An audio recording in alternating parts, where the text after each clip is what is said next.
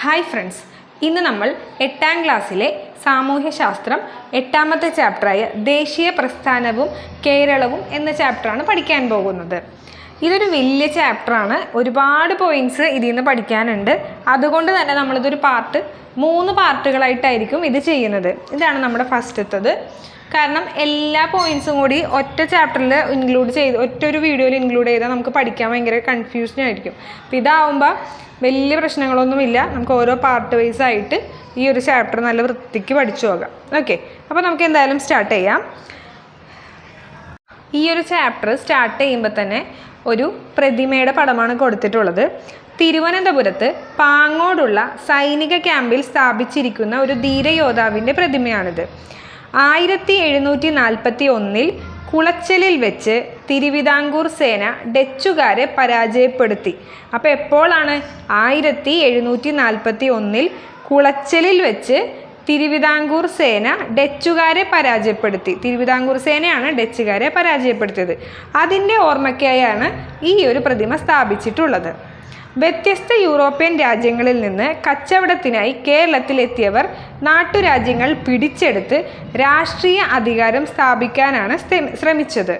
കേരളത്തിൽ ആധിപത്യം ഉറപ്പിക്കാൻ യൂറോപ്യർക്കിടയിൽ നടന്ന മത്സരത്തിൽ മേൽക്കൈ ലഭിച്ചത് ബ്രിട്ടീഷുകാർക്കാണ്. അപ്പോൾ ഡച്ചുകാരെ 1741 തിരുവിതാംകൂർ സേന കുളച്ചലിൽ വെച്ച് പരാജയപ്പെടുത്തി. ആ ഒരു പോയിന്റ് ഓർത്ത് വെക്കുക.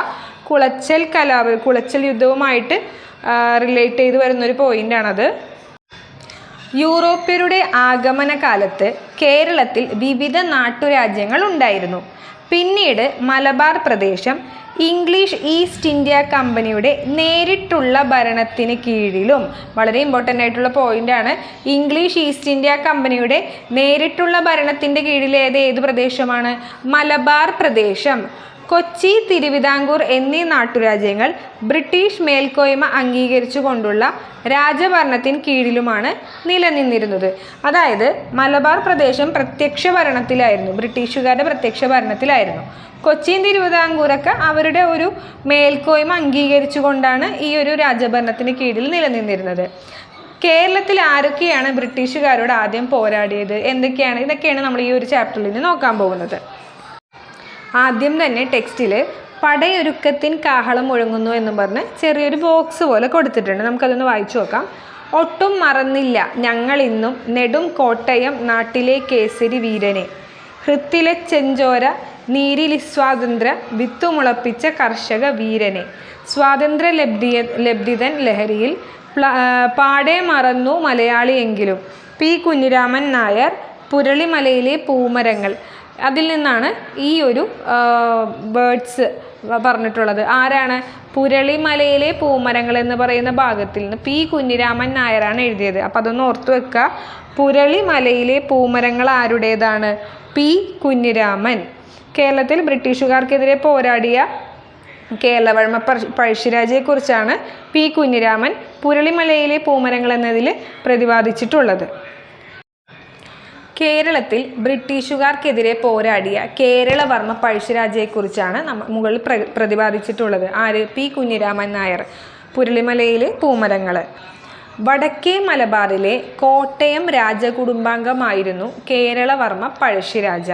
വടക്കേ മലബാറിലെ കോട്ടയം രാജകുടുംബം. ഏതാണ് കേരളവർമ്മ പഴശ്ശിരാജയുടെ രാജകുടുംബം?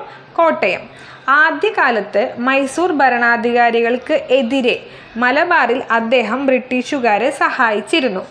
ഇതിന് പകരമായി കോട്ടയം പ്രദേശത്തെ നികുതി പിരിവിനുള്ള അധികാരം പഴശ്ശിക്ക് നൽകാമെന്നും വ്യവസ്ഥയുണ്ടായി. എന്നാൽ ശ്രീരംഗപട്ടണം ഉടമ്പടി പ്രകാരം മലബാർ ഇംഗ്ലീഷ് ഈസ്റ്റ് ഇന്ത്യ കമ്പനിയുടെ അധീനതയിലായതോടെ സ്ഥിതി മാറി.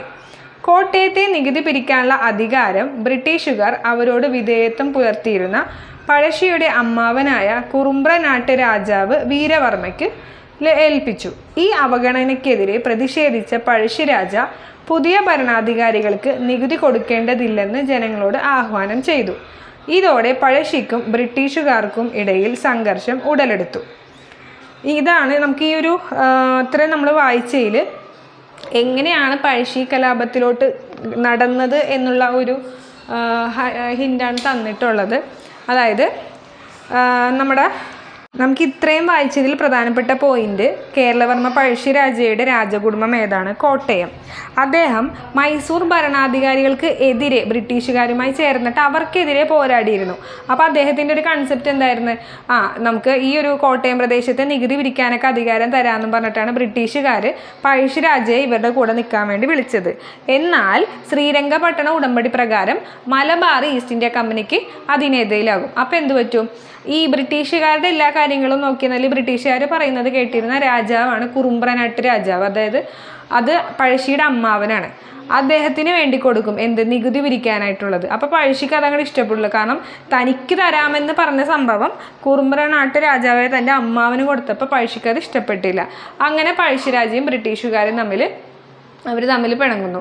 അങ്ങനെയാണ് കലാപത്തിലോട്ട് പിന്നീട് അങ്ങോട്ട് കടക്കുന്നത്. ഓക്കെ, അപ്പോൾ ഇത്രയും ക്ലിയർ ആയെന്ന് വിചാരിക്കുന്നു.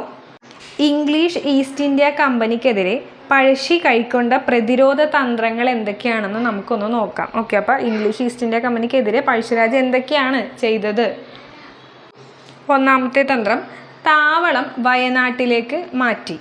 2, തദ്ദേശീയ ജനവിഭാഗങ്ങളെ കൂട്ടിച്ചേർത്തു. ഒളിപ്പോർ നടത്തി, അല്ലെങ്കിൽ ഗറില്ല യുദ്ധമുറ. ഇതാണ് പഴശ്ശിയുടെ യുദ്ധമുറ എന്ന് പറയുന്നത്. ഗറില്ല യുദ്ധമുറ അല്ലെങ്കിൽ ഒളിപ്പോര് നടത്തി തദ്ദേശീയ ജനവിഭാഗങ്ങളെ കൂടിച്ചേർത്തു. താവളം വയനാട്ടിലേക്ക് മാറ്റി. കുറിച്യർ നായകൻ തലക്കൽ ചന്തു, നായർ പടയെ നയിച്ച എടച്ചേനക്കുങ്കൻ, കൈതേരി അമ്പു, കണ്ണവത്ത് ശങ്കരൻ, പള്ളൂർ എമ്മൻ എന്നിവർ പഴശ്ശിക്ക് ശക്തമായ സൈനിക പിൻബലം നൽകി. അപ്പോൾ പഴശ്ശിയുടെ സൈനികർ ആരൊക്കെയായിരുന്നു? അന്നേരം കുറിച്യർ നായകൻ തലക്കൽ ചന്തു, പഴശ്ശിയുടെ സൈന്യത്തിലെ കുറിച്യരുടെ നായകനായത് തലക്കൽ ചന്തു. പഴശ്ശിയുടെ പടയെ നയിച്ചതാരാണ്? എടച്ചേനക്കുങ്കൻ. പിന്നെ കൈതേരി അമ്പു ഉണ്ട്, കണ്ണവത്ത് ശങ്കരൻ, പള്ളൂർ എമ്മൻ എന്നിവരെല്ലാം സൈനികരായിരുന്നു. വനങ്ങളും മലയിടുക്കുകളും നിറഞ്ഞ വയനാട്ടിൽ ജനങ്ങളുടെ പിന്തുണയോടെ പ്രതിരോധം തീർത്ത പഴശ്ശിയെ കീഴടക്കുക എളുപ്പമല്ലെന്ന് ബ്രിട്ടീഷുകാർക്ക് മനസ്സിലാക്കി. അദ്ദേഹത്തിനെതിരെ, ആർക്കെതിരെ? പഴശ്ശിക്കെതിരെ ബഹുവിധ നടപടികൾ അവർ കൈക്കൊണ്ടു. അപ്പം നമ്മൾ കണ്ടത് താവളം വയനാട്ടിലേക്ക് മാറ്റി, തദ്ദേശീയരെ കൂടി ചേർത്തു, ഒളിപ്പോര് നടത്തി. ഇതെല്ലാം ആര് ചെയ്തതാ? പഴശ്ശി ചെയ്തത്. ഇനി പഴശ്ശിക്കെതിരെ ബ്രിട്ടീഷുകാർ എന്തൊക്കെയാണ് ചെയ്തത്? തന്ത്രപ്രധാന സ്ഥലങ്ങളിൽ സൈനിക താവളങ്ങൾ ഒരുക്കി, പുതിയ റോഡുകൾ നിർമ്മിച്ചു, വയനാട്ടിലേക്ക് അരി എത്തിക്കുന്നത് തടഞ്ഞു, കലാപത്തിൽ പങ്കെടുക്കുന്നവരെ പിടിച്ചു കൊടുക്കുന്നവർക്ക് പാരിതോഷികം പ്രഖ്യാപിച്ചു. അപ്പോൾ ബ്രിട്ടീഷുകാർ എന്തൊക്കെ ചെയ്തു? ഒന്ന്, അവരുടെ പ്രധാനപ്പെട്ട സ്ഥലങ്ങളിൽ സൈനിക താവളങ്ങൾ ഉണ്ടാക്കി. അതുപോലെ തന്നെ വയനാട്ടിൽ അരി കൊണ്ടുവരുന്നത് അവരങ്ങോട്ട് നിർത്തി. പിന്നെ പുതിയ റോഡ് അതവർ നിർമ്മിച്ചു. അതുപോലെ തന്നെ പിടിച്ചു കൊടുക്കുന്നവർക്ക് പാരിതോഷികം കൊടുക്കുമെന്നും അവർ പ്രഖ്യാപിച്ചു. അപ്പോൾ ഇത്രയുമാണ് ബ്രിട്ടീഷുകാരുടെ നടപടികളെന്ന് പറയുന്നത്. നമുക്ക് നമ്മുടെ ടെക്സ്റ്റിൽ മലബാർ ജില്ല എന്നും പറഞ്ഞിട്ട് ഒരു ഇത് തന്നിട്ടുണ്ട്, ഭൂപടം തന്നിട്ടുണ്ട്. അപ്പോൾ അതിൽ മലബാർ പ്രദേശം ചിറക്കൽ, കോട്ടയം, കുറുമ്പനാട്ട്, വയനാട്, കോഴിക്കോട്, ഏറനാട്, അങ്ങനെ അതെല്ലാം മുകൾ ഭാഗങ്ങളിലെല്ലാം മലബാറും, താഴത്ത് കണ്ടില്ലേ കൊച്ചിയും തിരുവിതാംകൂറും. ആ ഒരു സൈഡിൽ നിന്ന് ഇങ്ങോട്ട് കൊച്ചിയും തിരുവിതാംകൂറുമാണ്. മുകളിലുള്ള ഏറനാട്, വള്ളുവനാട്, കുറുമ്പനാട്, കോട്ടയം, വയനാട്, ചിറക്കൽ, കോഴിക്കോട് ഇതൊക്കെ മലബാർ ജില്ലയാണ്. മലബാർ ജില്ലയിൽ ഉൾപ്പെടുന്ന പ്രദേശങ്ങളായിരുന്നു. അപ്പോൾ നമ്മൾ നേരത്തെ പറഞ്ഞു ശ്രീരംഗപട്ടണ ഉടമ്പടി പ്രകാരമാണ് മലബാർ ബ്രിട്ടീഷുകാർക്ക് ലഭിച്ചതെന്ന്. എന്താണ് ശ്രീരംഗപട്ടണ ഉടമ്പടി എന്ന് നമുക്ക് നോക്കാം. 3-ാം ആംഗ്ലോ മൈസൂർ യുദ്ധത്തിൽ മൈസൂർ പരാജയപ്പെട്ടതിനെ തുടർന്ന് 1792 മാർച്ച് 18, എപ്പോഴാണ്? മാർച്ച് 18 മൈസൂർ ഭരണാധികാരിയായ ടിപ്പു സുൽത്താനും ഇംഗ്ലീഷ് ഈസ്റ്റ് ഇന്ത്യ കമ്പനിയും തമ്മിൽ ഒപ്പുവെച്ച ഉടമ്പടിയാണിത്. ഉടമ്പടി പ്രകാരം ടിപ്പുവിൻ്റെ അധീനതയിലായിരുന്ന മലബാർ, കൂർഗ് എന്നീ പ്രദേശങ്ങൾ ബ്രിട്ടീഷുകാർക്ക് ലഭിച്ചു. അപ്പോൾ ശ്രീരംഗപട്ടണം ഉടമ്പടി എപ്പോഴാണ് നടന്നത്? 3-ാം ആംഗ്ലോ മൈസൂർ യുദ്ധത്തിൽ മൈസൂർ പരാജയപ്പെട്ടു. ഓക്കെ, എപ്പോഴാണ്? 3-ാം ആംഗ്ലോ മൈസൂർ യുദ്ധത്തിൽ മൈസൂർ പരാജയപ്പെട്ടപ്പോൾ 1792, ഇമ്പോർട്ടൻ്റ് ആണ്. ശ്രീരംഗപട്ടണ ഉടമ്പടി നടന്നത് 1792 മാർച്ച് 18. മാർച്ച് 18 മൈസൂർ ഭരണാധികാരി ആരാണ്? ടിപ്പു സുൽത്താൻ. അദ്ദേഹവും ഇംഗ്ലീഷ് ഈസ്റ്റ് ഇന്ത്യ കമ്പനി തമ്മിലൊരു ഉടമ്പടി വെച്ചു. അതാണ് ശ്രീരംഗപട്ടണം ഉടമ്പടി. ഈ ഉടമ്പടി പ്രകാരം ടിപ്പുവിൻ്റെ കയ്യിലായിരുന്നു മലബാറും കൂർഗൊക്കെ. അതൊക്കെ ബ്രിട്ടീഷുകാർക്ക് ടിപ്പു കൊടുത്തു.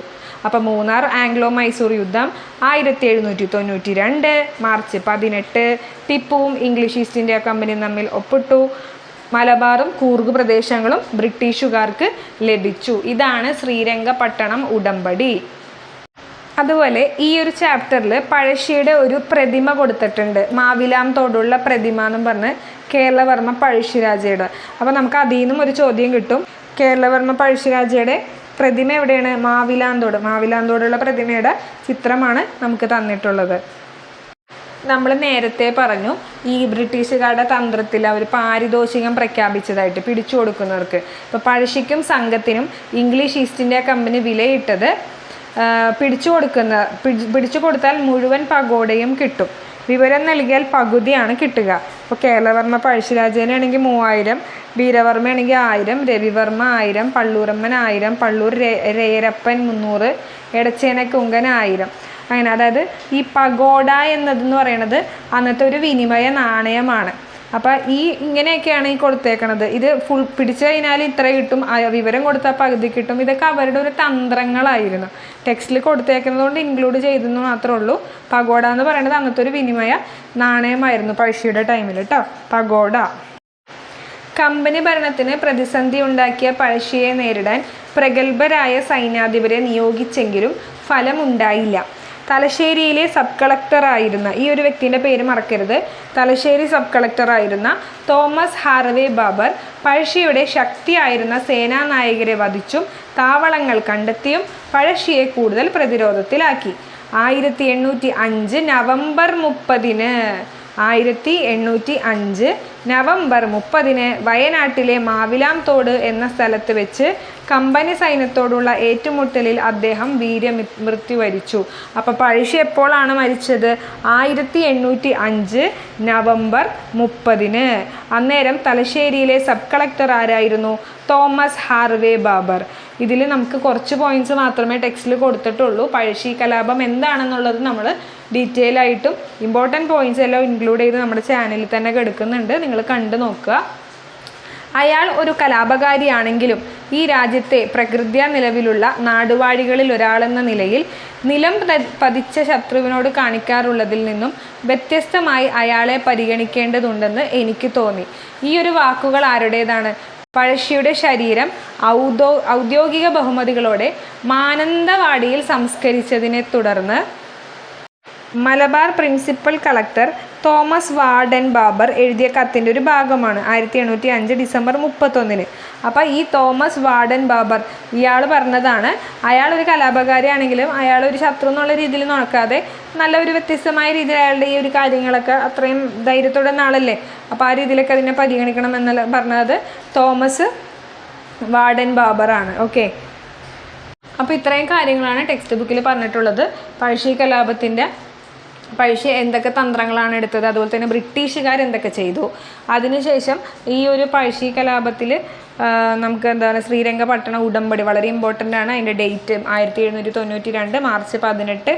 ആരൊക്കെ തമ്മിൽ? ടിപ്പുവും ഇംഗ്ലീഷ് ഈസ്റ്റ് ഇന്ത്യ കമ്പനിയും തമ്മിലാണ്. ഏത് മൈസൂർ യുദ്ധം? മൂന്നാം ആംഗ്ലോ മൈസൂർ യുദ്ധം വഴി മലബാർ ബ്രിട്ടീഷുകാർക്ക് ലഭിച്ചു. മലബാറും കൂർഗ് എന്നീ പ്രദേശങ്ങളെല്ലാം ലഭിച്ചു. അങ്ങനെ ഇത്രയും കാര്യങ്ങളും പിന്നെ ഈ ഒരു കോഡ്സുമാണ് ഇമ്പോർട്ടൻ്റ് ആയിട്ട് ഇതിനകത്തുള്ളത്. ഇനി നമുക്ക് അടുത്തൊരു വ്യക്തിയെ നോക്കാം. അപ്പോൾ നമുക്ക് വേലുത്തമ്പി ദളവയെക്കുറിച്ച് നോക്കാം. അദ്ദേഹവുമായി റിലേറ്റ് ചെയ്ത് വരുന്ന കലാപം ഏതാണ് എന്നെല്ലാം നമുക്ക് നോക്കാം. വിളംബരാഘോഷം മുഴക്കിയ ദളവ. തിരുവിതാംകൂർ ഭരിച്ചിരുന്ന ബാലരാമവർമ്മ മഹാരാജാവിൻ്റെ ദളവ അഥവാ പ്രധാനമന്ത്രിയായിരുന്നു വേലുത്തമ്പി. അപ്പോൾ വേലുത്തമ്പി ആരുടെ ദളവ അല്ലെങ്കിൽ പ്രധാനമന്ത്രിയായിരുന്നു? ബാലരാമവർമ്മ രാജാവിൻ്റെ. 1805 ഇംഗ്ലീഷ് ഈസ്റ്റ് ഇന്ത്യ കമ്പനിയും തിരുവിതാംകൂർ രാജാവും തമ്മിൽ ഒപ്പിട്ട ഒരു കരാറിലൂടെ തിരുവിതാംകൂറിൻ്റെ രാഷ്ട്രീയ സ്വാതന്ത്ര്യം ഇല്ലാതാവുകയും ഭരണം ബ്രിട്ടീഷ് റെസിഡൻ്റായ മെക്കാളയുടെ നിയന്ത്രണത്തിലാവുകയും ചെയ്തു.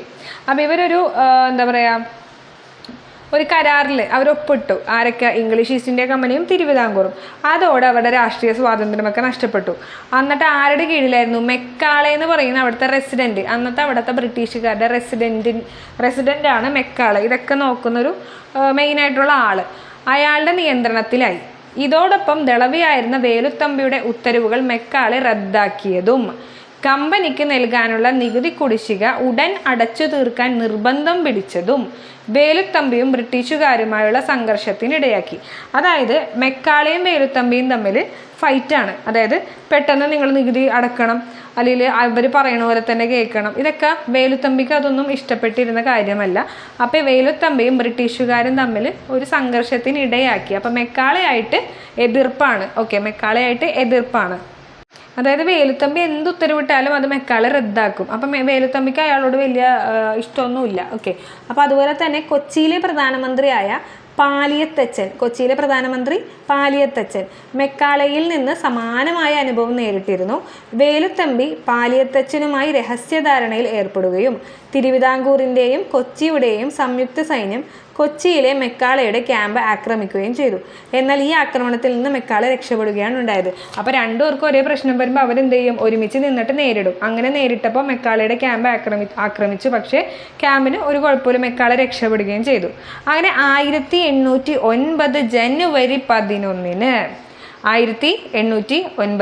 ജനുവരി 11 തിരുവിതാംകൂറിലെ കുണ്ടറയിൽ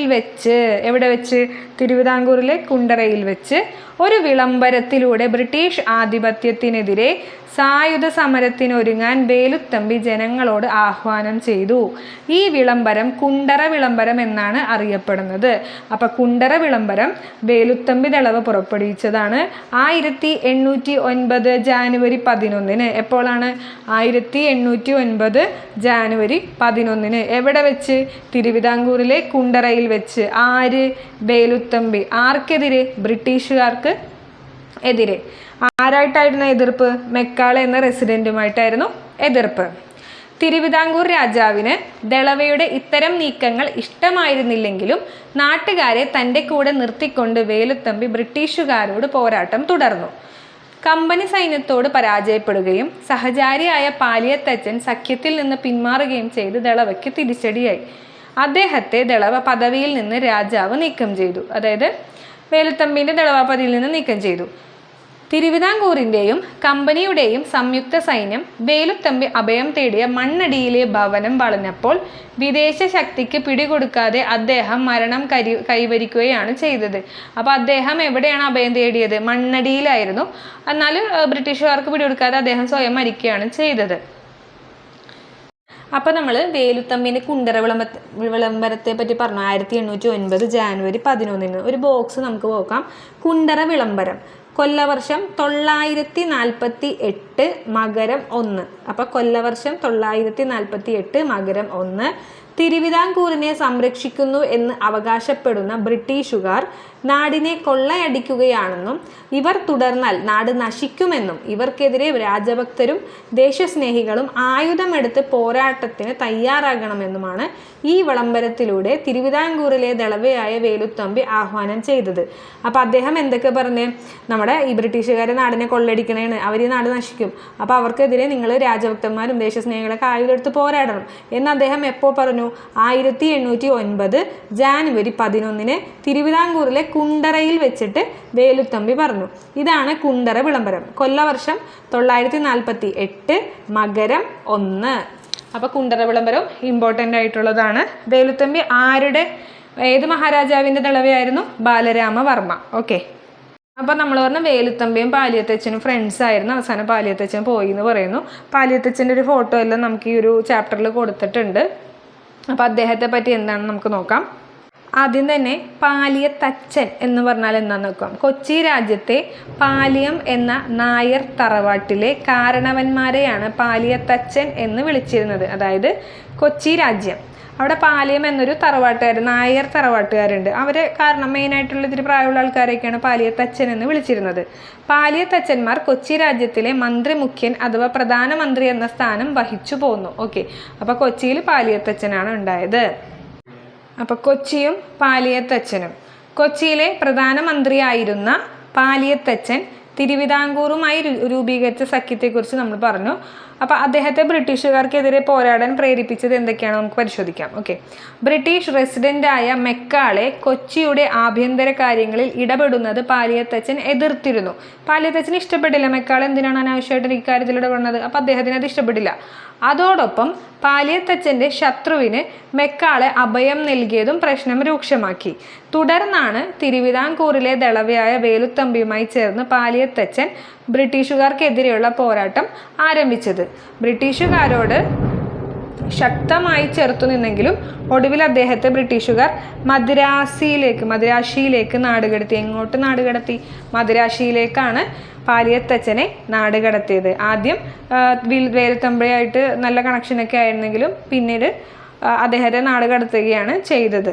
അപ്പോൾ ഇവർ രണ്ടുപേരും, വേലുത്തമ്പിയും പാലിയത്തച്ഛനും, ആരോടാണ് എതിർപ്പ് പ്രകടിപ്പിച്ചത്? മെക്കാളേനോടാണ്. മെക്കാളയുടെ ആ ഒരു എന്താ പറയുക, മെക്കാളെ ഇവരുടെ ശത്രുവിനെ സപ്പോർട്ട് ചെയ്യും, അഭയം കൊടുക്കുകയൊക്കെ ചെയ്യും. അപ്പോൾ അതൊന്നും ഇവർക്ക് ഇഷ്ടപ്പെട്ടില്ല. അങ്ങനെയുള്ള പ്രശ്നങ്ങളാലാണ് മെക്കാളയായിട്ട് എതിർപ്പുണ്ടായിരുന്നത്.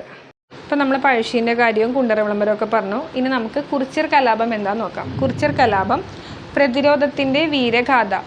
പരമ്പരാഗത ആയുധങ്ങളുമായി ബ്രിട്ടീഷുകാർക്കെതിരെ പോരാടുന്ന ഗോത്ര ജനതയാണ് നമ്മൾ കാണുന്നത്. ഒരു പിക്ചർ തന്നിട്ടുണ്ടായിരുന്നു, ജസ്റ്റ് ആ മുമ്പിലൊക്കെ വെക്കുന്ന. വയനാട്ടിലെ ഗോത്ര വിഭാഗങ്ങളാണ് കുറിച്യരും കുറുമ്പരും. ഇമ്പോർട്ടൻ്റ് ആണ്. വയനാട്ടിലെ ഗോത്ര വിഭാഗമാണ് കുറിച്യരും കുറുമ്പരും. കലാപത്തിൽ പഴശ്ശിയെ സഹായിച്ചിരുന്ന ഇവരെ പിന്നീട് ബ്രിട്ടീഷുകാർ ശത്രുക്കളായാണ് കണ്ടത്. അപ്പോൾ പഴശ്ശിയുമായിട്ട് ഇവർ നല്ല കണക്ഷനായിരുന്നു. പിന്നീട് ബ്രിട്ടീഷുകാർക്ക് ഇവരോട് ഭയങ്കര എതിർപ്പായിരുന്നു. അപ്പം എന്തൊക്കെ നടപടികളാണ് കുറിച്യരോടും കുറുമ്പരോടും ബ്രിട്ടീഷുകാർ സ്വീകരിച്ചതെന്ന് നോക്കാം. ഗോത്ര ജനതയുടെ തുണ്ടുഭൂമികൾ പിടിച്ചെടുത്തു. പരമ്പരാഗത കൃഷിരീതികൾ തുടരാൻ അനുവദിച്ചില്ല. അതായത് വെട്ടിച്ചുട്ട് കൃഷി എന്ന് പറയും, അതവർ കണ്ടിന്യൂ ചെയ്യാനായിട്ട് അനുവദിച്ചില്ല. നികുതിയായി സാധനങ്ങൾക്ക് പകരം പണം ആവശ്യപ്പെട്ടു. ഈ 3 പോയിൻ്റാണ് ടെക്സ്റ്റിൽ തന്നിട്ടുള്ളത്. നമ്മൾ നോർമലി പഠിക്കുന്നത് എന്താണ്? അവർ നികുതി ചോദിച്ചു, നികുതിയായിട്ട് നൽകാത്തവരുടെ ഭൂമി പിടിച്ചെടുത്തു, അതുപോലെ തന്നെ വെട്ടിച്ചുട്ട് കൃഷി അവർ സമ്മതിച്ചില്ല. ഇതൊക്കെയാണ് വരുന്നത്. അപ്പം ഗോത്ര ജനതയുടെ തുണ്ടുഭൂമികൾ പിടിച്ചെടുത്തു, പരമ്പരാഗത കൃഷിരീതി അവർ തുടരാൻ സമ്മതിച്ചില്ല, നികുതിയായിട്ട് സാധനങ്ങൾക്ക് പകരം പണമാണ് ആവശ്യപ്പെട്ടത്. 1812 കുറിച്യർ കലാപം ആരംഭിച്ചത്. വയനാട്ടിലേക്കുള്ള പാതകളുടെ നിയന്ത്രണം കൈക്കലാക്കിയും പ്രാദേശിക സഹായങ്ങൾ നേടിയെടുത്തും ബ്രിട്ടീഷുകാർക്കെതിരെ ഗോത്രജനത പോരാടി. രാമനമ്പി അഥവാ രാമമൂപ്പനായിരുന്നു നേതാവ്. അപ്പോൾ കുറിച്യർ കലാപത്തിൻ്റെ നേതാവ് ആരായിരുന്നു? രാമനമ്പി അഥവാ രാമമൂപ്പൻ ആയിരുന്നു നേതാവ്. സുൽത്താൻ ബത്തേരിയിലും മാനന്തവാടിയിലും ഉണ്ടായിരുന്ന ബ്രിട്ടീഷ് സൈന്യത്തെ അവർ നേരിട്ട് ആക്രമിച്ചു. എന്നാൽ കൂടുതൽ പട്ടാളക്കാരെ മറ്റു സ്ഥലങ്ങളിൽ നിന്നും എത്തിച്ച് കുറിച്യർ കലാപം ബ്രിട്ടീഷുകാർ അടിച്ചമർത്തി. അപ്പോൾ കുറിച്യർ കലാപം നടന്നത് 1812 നേതാവ് രാമനമ്പി അല്ലെങ്കിൽ രാമമൂപ്പനാണ്. ഏത് വിഭാഗക്കാരായിരുന്നു ഗോത്രവിഭാഗം? കുറിച്യരും കുറുമ്പരുമാണ്. അവിടെ പ്രധാനപ്പെട്ട ബ്രിട്ടീഷുകാർ എന്തുകൊണ്ടാണ്? അതിന് കാരണം എന്താണ്? ഗോത്ര ജനതയുടെ തുണ്ടുഭൂമികൾ പിടിച്ചെടുത്തു, പരമ്പരാഗത കൃഷിരീതികൾ തുടരാൻ അനുവദിച്ചില്ല, നികുതിയായി സാധനങ്ങൾക്ക് പകരം പണമാണ് അവർ ആവശ്യപ്പെട്ടത്. അപ്പോൾ ഇത്രയുമാണ് കുറിച്യർ കലാപത്തിൻ്റെ പോയിന്റ്സ് വരുന്നത്. കർഷക അസംതൃപ്തിയും കലാപത്തിലേക്ക് എത്തുന്നു. 1836 മുതൽ 1853 വരെയുള്ള 18 വർഷങ്ങൾക്കിടയിൽ മലബാറിൽ 22ഓളം ശക്തമായ കലാപങ്ങൾ നടന്നു. എപ്പോൾ മുതൽ? 1836 മുതൽ 1853 വരെയുള്ള 18 വർഷത്തിനിടയിൽ എത്ര കലാപം? 22ഓളം കലാപങ്ങൾ നടന്നിരുന്നു. 19-ാം നൂറ്റാണ്ടിൽ കലാപങ്ങളുടെ ഒരു പരമ്പര തന്നെ മലബാറിൻ്റെ വിവിധ ഭാഗങ്ങളിൽ ഉണ്ടായി. ബ്രിട്ടീഷ് ഗവൺമെൻറ്റിൻ്റെ നികുതി നയങ്ങളും ജന്മിമാരുടെ ചൂഷണവും കുടിയൊഴിപ്പിക്കലുമാണ് കലാപങ്ങൾക്ക് കാരണമായതെന്ന് മലബാർ ഡിസ്ട്രിക്ട് കളക്ടറായിരുന്ന വില്യം ലോഗൻ തൻ്റെ അന്വേഷണ റിപ്പോർട്ടിൽ രേഖപ്പെടുത്തി. അതായത് ബ്രിട്ടീഷുകാരുടെ നികുതിൻ്റെ കാര്യങ്ങളും ജന്മിമാരുടെ ചൂഷണമൊക്കെയാണ് മെയിനായിട്ടുള്ള കാരണം ഈ ഒരു കലാപത്തിന്. ചൂഷകരായ ജന്മിമാർക്കും ബ്രിട്ടീഷ് സർക്കാരിനുമെതിരെ കർഷകരുടെ പ്രതിഷേധവും അക്രമവും ഉണ്ടായി. ഇതിൽ പങ്കെടുത്തവരിൽ ഭൂരിഭാഗവും തെക്കേ മലബാറിലെ മാപ്പിള കർഷകരായതുകൊണ്ട് ബ്രിട്ടീഷ് അധികാരികളും സാമ്രാജ്യത്വ ചരിത്രകാരും ഈ കലാപത്തെ മാപ്പിള ലഹളകൾ എന്നാണ് വിശേഷിപ്പിച്ചത്. അപ്പം മാപ്പിള ലഹളകൾ എന്ന് പറഞ്ഞു കഴിഞ്ഞാൽ ഒരുപാട് തെക്കേ മലബാറിലെ മാപ്പിള കർഷകരാണ് മെയിനായിട്ട് ഇതിൽ പങ്കെടുത്തത്. ബ്രിട്ടീഷുകാരുടെ നികുതി എതിരെയും അതുപോലെ തന്നെ ജന്മിമാരുടെ ചൂഷണത്തിനെതിരെയുമായിട്ടാണ് ചെയ്തത്. 1836 മുതൽ 1853 വരെയുള്ള 18 വർഷത്തിൽ 22ഓളം കലാപങ്ങളാണ് നടന്നത്. ഇതാരാണ് അന്വേഷിച്ചത്? വില്യം ലോഗൻ എന്നാണ്. വില്യം ലോഗൻ കമ്മീഷൻ അല്ലെങ്കിൽ വില്യം ലോഗനാണ് ഈ ഒരു റിപ്പോർട്ടിൽ രേഖപ്പെടുത്തിയത്. ഇവരുടെ കാരണങ്ങൾ ഇതെല്ലാമാണ്. ഇതിനെ നമ്മൾ മാപ്പിള ലഹളകൾ എന്നാണ് വിശേഷിപ്പിക്കുന്നത്. അപ്പോൾ ഇത്രയും പോയിൻറ്റ്സാണ് പാർട്ട് 1 അത് നമ്മുടെ ഇന്നത്തെ ഈ ഒരു ക്ലാസ്സിൽ ഉൾപ്പെടുത്തിയിട്ടുള്ളത്. ഇനി നമുക്ക് കുറേ സാമൂഹ്യ പരിഷ്കർത്താക്കൾ, നമ്മുടെ നവോത്ഥാന നായകന്മാരെ കുറിച്ചൊക്കെ പഠിക്കാനുണ്ട്. ഒരുപാട് കാര്യങ്ങൾ, വൈക്കം സത്യാഗ്രഹം, ഗുരുവായൂർ, അതെല്ലാം ഈ ഒരു ചാപ്റ്ററിൽ വരുന്നുണ്ട്. അപ്പോൾ ഇതിൻ്റെ പാർട്ട് 2, പാർട്ട് 3 നമുക്ക് ഈ ഒരു ചാപ്റ്റർ നല്ല രീതിയിൽ പഠിക്കാം. അപ്പോൾ നിങ്ങൾക്ക് ഈ ഒരു ക്ലാസ്സൊക്കെ ഇഷ്ടപ്പെടുന്നുണ്ടെങ്കിൽ ലൈക്ക് ചെയ്യുക, നിങ്ങളുടെ കമൻസൊക്കെ ഒന്ന് നമുക്ക് കമൻ്റായിട്ടൊന്ന് തരിക. അപ്പോൾ അത്രയേ ഉള്ളൂ. നമുക്കിതിൻ്റെ അടുത്ത ഒരു പാർട്ടിൽ കാണാം. Okay, thank you. നമുക്കൊരു സ്ലൈഡും കൂടി ഉണ്ടായി. മലബാർ മാനുവൽ, വില്യം ലോഗൻ്റേതാണ് മലബാർ മാനുവൽ. ഓക്കെ, അപ്പോൾ കുണ്ടറ വിളംബരം, പഴശ്ശി കലാപം, കുറിച്യർ കലാപം, ഇതെല്ലാം നമ്മൾ ഈ ഒരു ചാപ്റ്ററിൽ നോക്കിയിട്ടുണ്ട്. നല്ല രീതിയിൽ ആ ഒരു വർഷങ്ങൾ, കുണ്ടറ വിളംബരത്തിൻ്റെത്, കുറിച്യർ കലാപം 1812, പഴശ്ശി കലാപത്തിൻ്റെ കാര്യങ്ങൾ, പഴശ്ശിയുടെ തന്ത്രങ്ങൾ, ബ്രിട്ടീഷുകാർ അതിനെതിരെ പോരാടിയ കാര്യങ്ങൾ, ഇതെല്ലാമാണ്. അതുപോലെ തന്നെ നമ്മൾ ലാസ്റ്റ് നോക്കിയത് മാപ്പിള ലഹളകളാണ്. വില്യം ലോഗൻ്റേതാണ് മലബാർ മാനുവൽ. ഓക്കെ.